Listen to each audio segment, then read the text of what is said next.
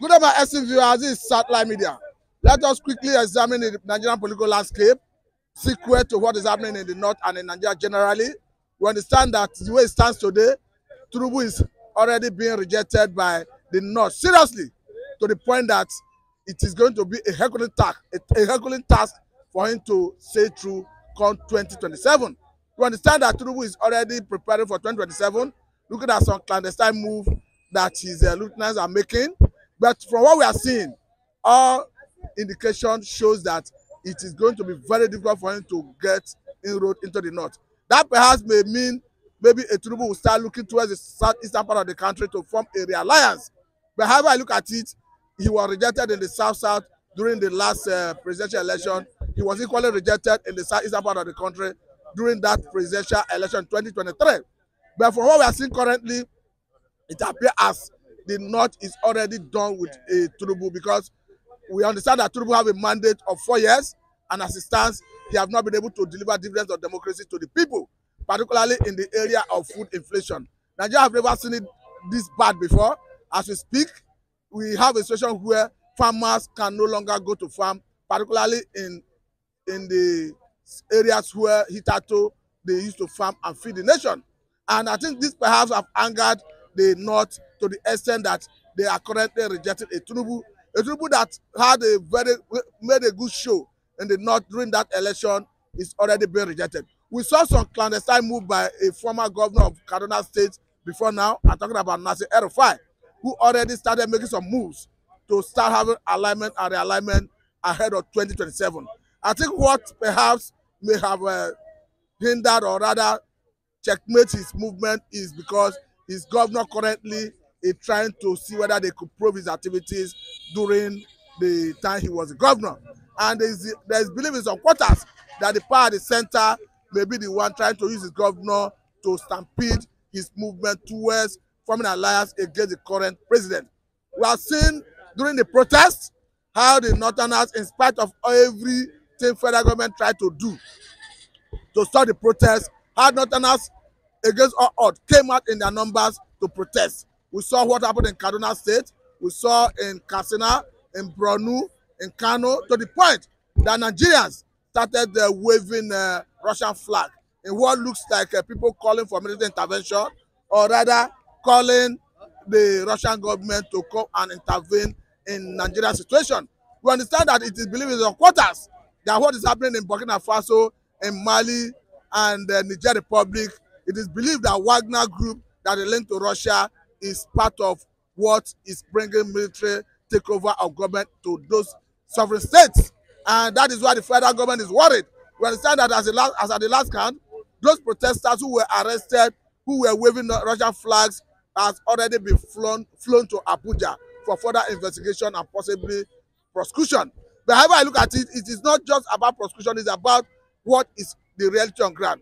We are equally seeing recently a situation where a governor from the northern part of the country have come out clearly to say, yes, if a Jonathan is going to contest in 2027, I will drop my ambition. Of course, I think this is going to be a serious issue for the current president, because a Jonathan is seen as somebody who is a champion of democracy.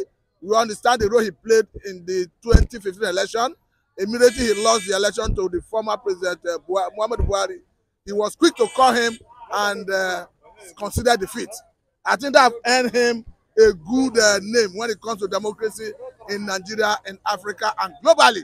And to that extent, the North are already looking at beaming their satellite on a Goodluck Jonathan, who is perhaps seen as a Democrat, who is perhaps more reliable when it comes to tenets of democracy, when it comes to abuse of power.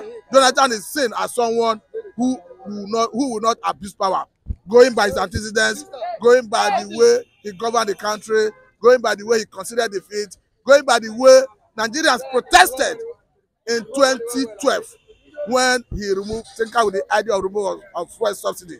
Jonathan then allowed Nigerians to protest. Lagos, we saw how they turned Garlic Park into a carnival sort of activity, and the security agencies didn't hound, didn't intimidate, didn't arrest protesters, unlike what we saw transpired in Nigeria recently, a situation where there was a hashtag end bad government protest in Nigeria that cut across almost every strata of the society, particularly in the north.